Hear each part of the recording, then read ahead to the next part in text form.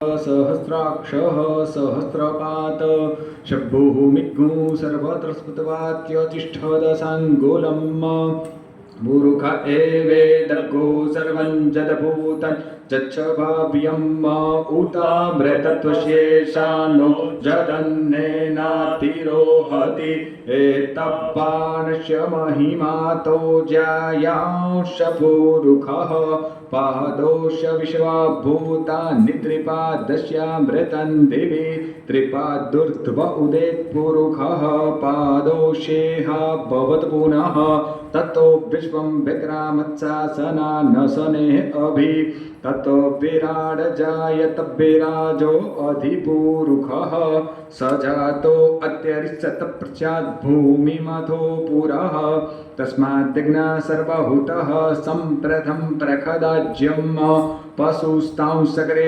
वायव्या नारण्या ग्राम्याश्च जे तस्माद्दिग्ना सर्वभूतः रेचः सामान्यजग्निरे छन्दागुषिजग्निरे तस्माद्यजुतस्मादजायत तस्मादस्वा अजायन्त जे केचो भयादतः गावो हजग्निरे तस्माच्चाता अजावयः तञ्जग्नं वरेरिखि प्रोक्षण पुरुखं जातमग्रतः तेन देवा अयजन्त साध्यारखयश्च जे जत्पुरुखं व्यददुः कदिधाप्यकल्पयन्न मुखं द्रव्याणि समर्पयामि भगवान् शाले पीठे निधायः।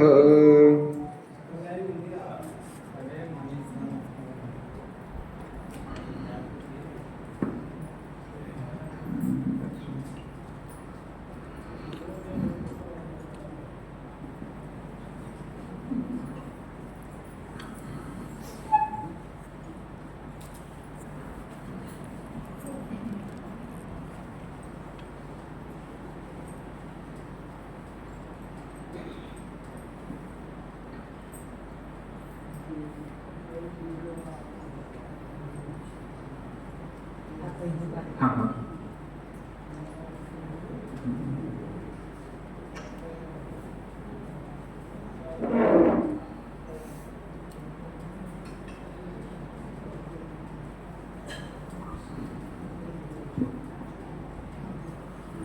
ત્રણ વખત થાળીની અંદર જળ મૂકી આપવાનું.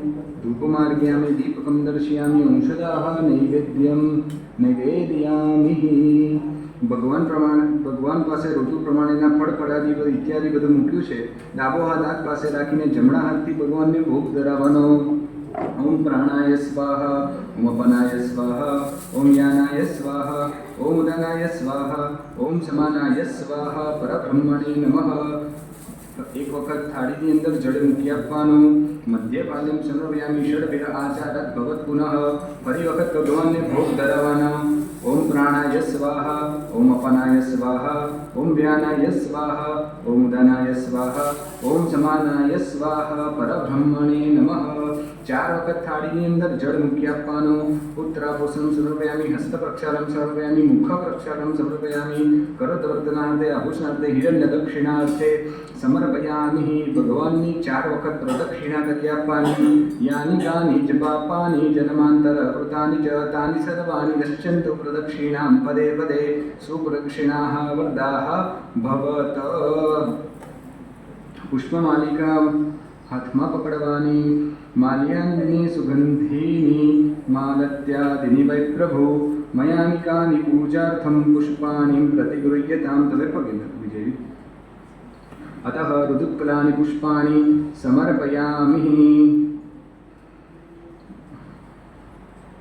વિભૂષયામિ.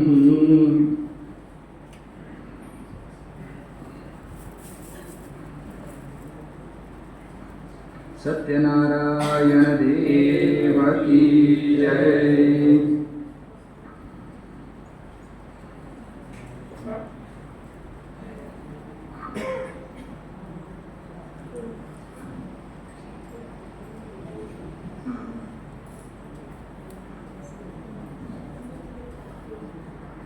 નાશ કરો છો તેવા આપને સાષ્ટાંગ નમસ્કાર કરું છું. નારદજીની આવી સ્તુતિ સાંભળી ફરી વિષ્ણુ ભગવાન બોલે છે, હે ભાગ્યશાળી નારદ મુનિ, તમે શા માટે આવ્યા છો? અને તમારા મનમાં શી ઈચ્છા છે તે મને કહો. તમે જે કંઈ પૂછશો તે સઘળું હું તમને કહીશ. નારદજી કહે છે, હે ભગવાન, મનુષ્ય લોકમાં સૌ કોઈ જુદી જુદી યોનિમાં ઉત્પન્ન થઈ અનેક પ્રકારના પાપ કર્મોથી દુઃખ થઈ પીડાય છે. હે નાથ, જો આપની મારા પર કૃપા હોય તો તેઓને દુઃખો કયા ટૂંકા ઉપાયથી સી રીતે દૂર થાય તે મને કહો. હું તે સાંભળવા ઈચ્છું છું. ભગવાન બોલ્યા, હે વત્સ, તમે લોક કલ્યાણ કરવાની ઈચ્છાથી ઉત્તમ પ્રશ્ન પૂછ્યો છે. જે કરવાથી મનુષ્ય સંસારના નાના મોટા સુખ અને દુઃખનો અંતે મોહમાંથી મુક્ત થાય છે તે હું તમને કહું છું, તમે સાંભળો. હે વત્સ, મનુષ્ય લોકમાં અને સ્વર્ગ લોકમાં પણ અતિ દુર્લભ અને મહાપુણ્ય આપનારું એક વ્રત છે. તે મને તમારા પર ઘણો સ્નેહ હોવાથી હું તમને એ જણાવું છું. શ્રી સત્યનારાયણ ભગવાનનું આ એક વ્રત છે અને સારી રીતે વિધિપૂર્વક કરવાથી મનુષ્યના લોકમાં સુખ મેળવી જીવનના અંતે પરલોકમાં મોક્ષ પ્રાપ્તિ કરે છે.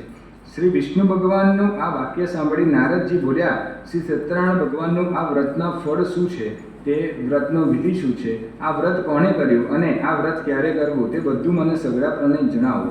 ભગવાન બોલ્યા, હે નારદ મુનિ, આ વ્રત ત્રિવિધ દુઃખો તથા શોક વગેરેને નાશ કરનારું છે, સંપત્તિ વધારે છે. વળી આ વ્રત સૌભાગ્ય અને સંતતિ આપનારું તેમજ વિજય આપનારું છે. કોઈ પણ દિવસે શ્રદ્ધા અને ભક્તિ ભાવે મનુષ્યએ આ વ્રત કરવું. શ્રી સત્યનારાયણ ભગવાનના આ વ્રત પૂજન માણસે ધર્મપારાયણ થઈ બ્રાહ્મણો, કુટુંબીજનો, મિત્રો તથા બંધુઓ સાથે સાયંકાળે કરવું. પ્રસાદ માટે લોટ, ઘી, દૂધ, ખાંડ વગેરે સવાય પ્રમાણે લઈ શીરો તૈયાર કરવો.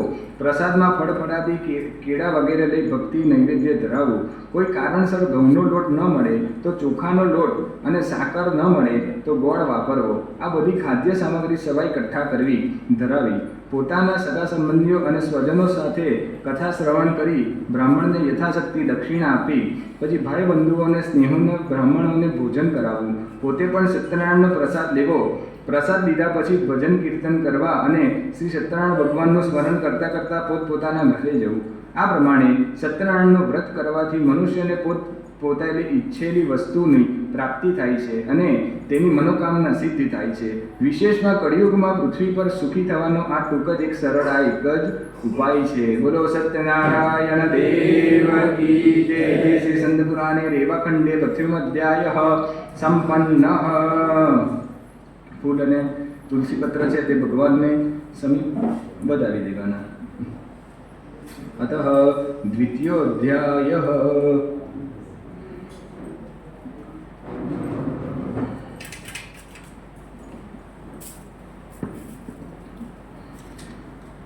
નિર્ધન પ્રેમ રાખનારા વિષ્ણુ ભગવાન એક બ્રાહ્મણનું રૂપ લઈને ભિક્ષા માંગવા દરિદ્ર બ્રાહ્મણને આદરથી પૂછ્યું, હે બ્રાહ્મણ, માનવ જાતિના શ્રેષ્ઠ એવા તમે ઘણા દુઃખી થઈ પૃથ્વી પર રોજ શા માટે ફરો છો? હું તમારા દુઃખનું કારણ સાંભળવા ઈચ્છું છું, માટે તે મને કહો. બ્રાહ્મણ બોલ્યા, હું અતિ દરિદ્ર બ્રાહ્મણ છું. હું પેટના પોષણ માટે પૃથ્વી પર સવારથી સાંજ ભીખ માંગવા માટે ભટકું છું. જો આપ મારું આ દારિદ્ર્ય દુઃખ દૂર થાય એવો કોઈ ઉપાય જાણતા હોય તો કૃપા કરીને મને કહો. વૃદ્ધ બ્રાહ્મણ બોલ્યા, જે શ્રી સત્યનારાયણને નામે ઓળખે છે એવા વિષ્ણુ ભગવાન સર્વ ઈચ્છિત વસ્તુ આપનાર છે, તેનું તમે વ્રત પૂજન કરો. તે વ્રત બહુ ઉત્તમ છે અને તે કરવાથી મનુષ્યને સઘળા દુઃખોની મુક્તિ થાય છે. વધુમાં તે વ્રત પૂજનનો વિધિ વિધાન પણ કાળજીથી સમજાવી તે વૃદ્ધ બ્રાહ્મણ વેશધારી ભગવાન સત્યનારાયણ ત્યાંથી અદૃશ્ય થઈ ગયા. વૃદ્ધ બ્રાહ્મણે જે વ્રત કર્યું છે તે વ્રત હું અવશ્ય કરીશ એવો દ્રઢ નિશ્ચય કરીને એ બ્રાહ્મણે તેને કર્યો. વિચારમાં તે રાત્રે તે બ્રાહ્મણને નિંદ્રા પણ ન આવી. બીજા દિવસે સવાર કરતાં રોજ વહેલો ઉઠી જતા શ્રી સત્યનારાયણ ભગવાનનું વ્રત આજે કરીશ એમ સંકલ્પ કરી બ્રાહ્મણ ભિક્ષા માંગવા માટે નગરમાં ગયો અને બન્યું પણ એવું. તે દિવસે તે બ્રાહ્મણને ભિક્ષામાં રોજ કરતાં પુષ્કળ દ્રવ્ય પ્રાપ્ત થયું. તેને મનમાં ભગવાનનો ઉપકાર માની ઘરે જઈ તે એ જ દ્રવ્યથી સગાવાલા અને મિત્રો સહિત સત્યનારાયણ ભગવાનનું વ્રત પૂજન કર્યું. એ વ્રતના પ્રભાવથી તે બધા દુઃખોથી મુક્ત બન્યો, ખૂબ સંપત્તિવાન થયો અને શ્રેષ્ઠ બ્રાહ્મણ તરીકે પ્રતિષ્ઠિત પણ પ્રાપ્ત થઈ. તે દિવસેથી માંડી મહિને અને યોગ્ય દિવસે અને દર પૂર્ણિમાના દિવસે શ્રી સત્યનારાયણ ભગવાનનું વ્રત કરવા માંડ્યું. આ પ્રમાણે શ્રી સત્યનારાયણ ભગવાનનું વ્રત કરી સર્વ પાપમાંથી મુક્ત બની દુર્લભ મોક્ષને પામ્યો. હે બ્રાહ્મણો, જે માણસ પૃથ્વી પર વિધિપૂર્વક સત્યનારાયણ ભગવાન સત્યનારાયણનું હું આ વ્રત કરી રહ્યો છું, તેની કૃપાથી જ આ બધું મને ધન ધાન્ય સંપત્તિ વગેરે મળ્યું છે. કઠિયારાએ બ્રાહ્મણને પાસેથી વ્રતનું વિધાન જાણ્યો. તે મનમાં ઘણો હર્ષ પામ્યો. તેને પ્રસાદ ખાઈ પાણી પીધું અને નગર તરફ ગયો. માથે લાકડાનો બહારો લઈને શ્રી સત્યનારાયણ ભગવાનનું સ્મરણ કરતો કરતો વિચારવા લાગ્યો કે આજે નગરમાં જઈ લાકડાનો બહારો વેચતા જે દ્રવ્ય મળશે તે દ્રવ્યથી હું શ્રી સત્યનારાયણ ભગવાનનું વ્રત કરીશ. આમ મનમાં દ્રઢ નિશ્ચય કરી માથે લાકડાનો ભારો લઈ તે જ્યાં ધનવાનો રહેતા હતા તે લતામાં ગયો અને શ્રી સત્યનારાયણની કૃપાથી તે દિવસે કઠિયારાને તેના લાકડાની બમણી કિંમત મળી. તે દિવસે કઠિયારાનો લાકડાનું બમણું દ્રવ્ય મળ્યું. તેથી તેને હૃદય પ્રસન્ન થયું. તેને કેળા, સાકર, ઘી, દૂધ અને ઘઉંનો લોટ ખરીદ્યો. પૂજાની બધી સવાઈ સામગ્રી ખરીદી ને પોતાના ઘરે ગયો અને પછી પોતાના સગા સંબંધીઓ સાથે બોલાવી વિધિપૂર્વક તેને સત્યનારાયણ ભગવાનનું વ્રત કર્યું. એ વ્રતના પ્રભાવથી તે કઠિયારા ધનવાળો થયો, પુત્રવાળો થયો અને આ લોકમાં સર્વ પ્રકારના સુખ ભોગવી છેવટે સ્વર્ગલોકમાં ગયો. ઇતિ શ્રી સ્કંદ પુરાણે રેવાખંડે દ્વિતીય અધ્યાય સંપન્ન. બોલો સત્યનારાયણ દેવ કી જય. અધ્યાય તૃતીય. સાધુ વાણિયાની કથા આવી. વધારી દો. ફરીથી તુલસી પત્ર અને પુષ્પ લઈ લેજો. સાધુ વાણિયાની કથા આવી. શ્રી સુતજી બોલ્યા, હે શ્રેષ્ઠ મુનિવર્યો, હું હવે આગળ બીજી કથા કહું છું, તેનું તમે શ્રવણ કરો. પહેલા ઉલ્કામુક નામનો એક રાજા હતો. તે રાજા જીતેન્દ્રિય, સત્યવાદી તથા બુદ્ધિશાળી હતો. તે દરરોજે દેવ મંદિર જઈ બ્રાહ્મણોને દાન દક્ષિણા આપીને બહુ પ્રસન્ન થતો હતો. તેને કમળ જેવા મુખવાળી અને ભોળી પવિત્રતા સ્ત્રી હતી. તેનું નામ પ્રમુદ્યા હતું. એક વખતે તે રાજા પોતાની પત્ની પ્રબુદ્ધા સાથે ભદ્રચિલા નામના નદીના કિનારે બેસી સત્યનારાયણ દેવનું પૂજન કરતા હતા. તે એક વખતે પુષ્કળ ધન લઈ વ્યાપાર કરવા માટે નીકળેલો એક સાધુ નામનો વાણિયો ત્યાં આવી પહોંચ્યો. દ્રવ્યથી ભરેલું વહાણ નદીના કિનારા પર રાખી તે સાધુ વાણિયો રાજા પાસે ગયો અને રાજાને વ્રત કરતો જોઈ તેને અત્યંત વિવેકતાથી અને નમ્રતાથી પૂછ્યું. સાધુ વાણિયો બોલ્યો, હે રાજા, ભક્તિભાવક ચિત્તે અને શ્રદ્ધાવાન થઈ આપ આ શું કરી રહ્યા છો? એ મને વિસ્તારપૂર્વક સ્પષ્ટતાથી જણાવો. હું તે જાણવા ઘણો ઉત્સુક છું. રાજા બોલ્યા, સંતાન પ્રાપ્તિ માટે અત્યંત તેજસ્વી શ્રી વિષ્ણુ ભગવાનનું પૂજન કરું છું અને મને સંતાન પ્રાપ્તિ થાય એવી ઈચ્છાથી આ વ્રત હું મારા સગા સંબંધીઓ સાથે રાખીને કરું છું. રાજાનું આ વચન સાંભળી સાધુ વાણિયો આદરપૂર્વક બોલ્યો, હે રાજા, આપ એ વ્રત મને પણ કહો અને હું તમારા કહેવા પ્રમાણે કરીશ, કારણ કે મને પણ સંતતિ નથી. જો આ વ્રત કરવાથી સંતતિ ચોક્કસ થતી હોય તો તે હું કરીશ.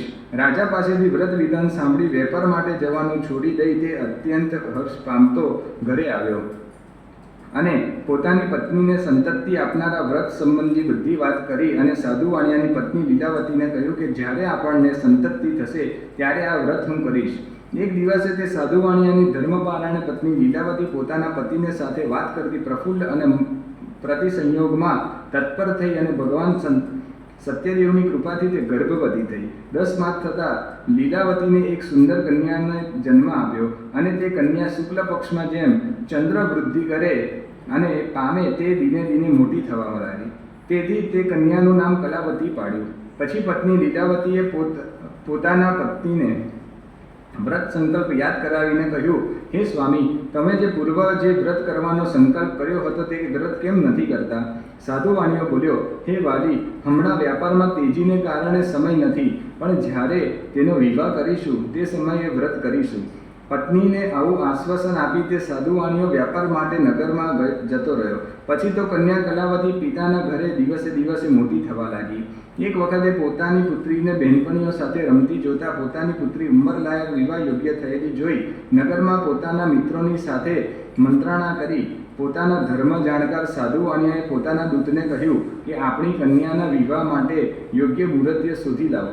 તેની આજ્ઞા થતાં દૂત કાંચન નામના નગરમાં ગયો. તે નગરમાંથી એક વાણિયાના પુત્રને લઈ દૂત પાછો આવ્યો. તે સુંદર, ગુણવાન અને યુવાન વણિક પુત્રને જોઈ સાધુ વાણિયો અત્યંત પ્રસન્ન થયો અને તે સાધુ વાણિયાએ પોતાના જ્ઞાતિજનો, સંબંધીઓ અને ઇષ્ટ મિત્રો સાથે રાખી વિધિપૂર્વક તેની પુત્રી કલાવતીને લગ્ન તે સુંદર યુવાન સાથે વિધિપૂર્વક કરાયા. પછી દુર્ભાગ્યને કારણે તે કન્યાના વિવાહ સમયે પણ સત્યનારાયણ ભગવાનનું ઉત્તમ વ્રત કરવાનું સાધુ વાણીઓ ભૂલી ગયો અને તેથી તે સત્યનારાયણ પ્રભુ તેના પર કોપાયમાન થયા.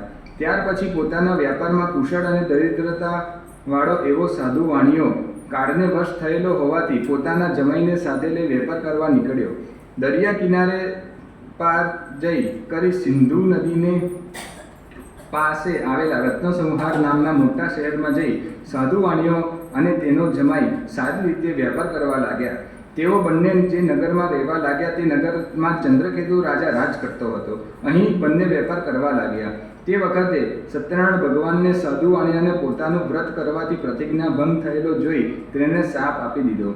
તેને મહાન દારૂણ અને કઠિન દુઃખ પ્રાપ્ત થાય. આ પછી એક દિવસે એક ચોર રાજા ચંદ્રકેતુના ખજાનામાં ચોરી થઈ. એટલે પૂછવું જ શું, દેશ દિશાઓમાં સિપાહીઓ છોડી મૂક્યા. આ બાજુ એવું બન્યું કે ધન ચોરીને ચોરો જ્યાં આ બંને વણિક વેપારીઓ રહેતા હતા ત્યાં આવ્યા. પોતાની પાછળ રાજાના સિપાહીઓ અને રાજદૂતોને દોડતા આવતા જોઈ ભયભીત ચિત્તે તે ચોરો ચોરી કરેલું ધન જ્યાં સાધુ વાણિયાઓ અને તેનો જમાઈ રહેતા હતા ત્યાં નાખીને જલ્દી ક્યાંક નાસી ગયા. રાજાના સિપાહીઓને જ્યાં આ વાણિયાઓ રહેતા હતા ત્યાં આવ્યા. રાજાનું ચોરાયેલું ધન ત્યાં જોયું અને બંને વણિક વેપારીઓએ પકડી હાથ કરી નાખી લઈ ગયા.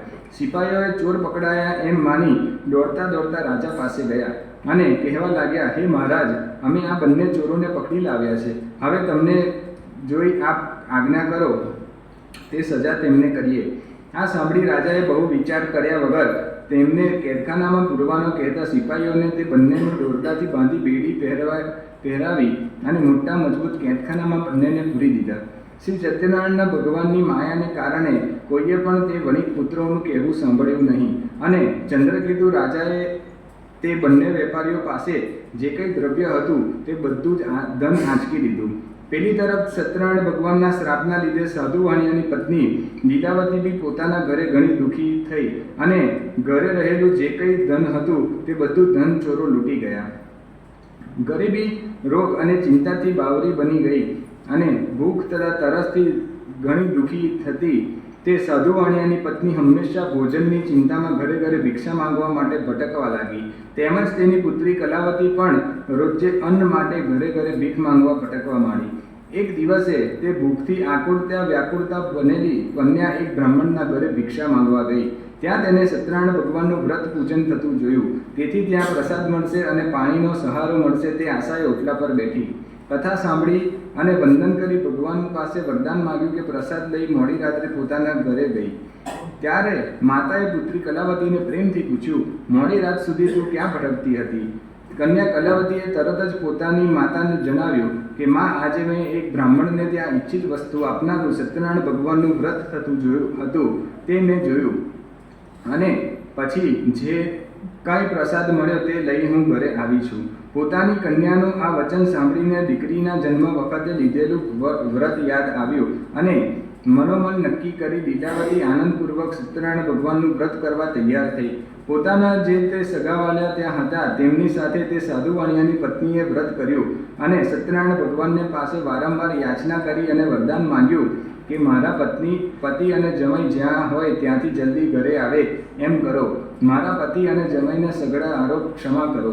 આ વ્રતના કરવાથી ભગવાન સત્યનારાયણ સંતુષ્ટ થયા અને તે જ રાત્રે ભગવાન શ્રી સત્યનારાયણે ચંદ્રકેતુના રાજાને સ્વપ્નમાં આવી કીધું, હે નૃપશ્રેષ્ઠ, તે જે બંને વૈનિક વેપારીઓને કેદખામાં પૂર્યા છે તેમને સવારમાં જ મુક્ત કર અને તેમનું જેટલું ધન આંચકી લીધું છે તે બધું જ પાછું આપી દે.